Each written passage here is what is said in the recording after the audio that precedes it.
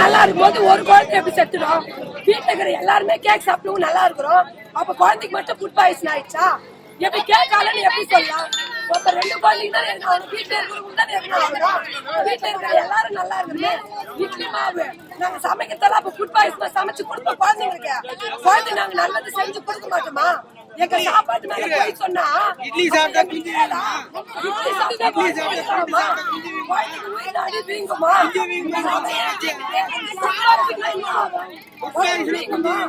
உடம்பு வீங்குமா? அவ்வளவு பெரிய குழந்தைக்கு அவ்வளவு அந்த மர்மம் என்ன எங்களுக்கு தெரியணும். எங்க குழந்தைக்கு என்ன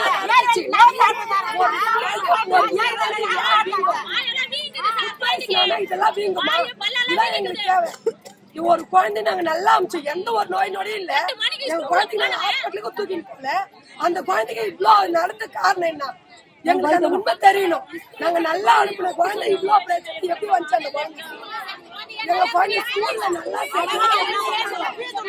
ஒரு கால் பண்ணி குழந்தைய போயிட்டு கால் பண்ணி சும்மா உடம்பு சரியில்லை குழந்தை வாங்க ஹாஸ்பிட்டல் சேர்த்துக்கிறேன்னு சொல்றாங்க.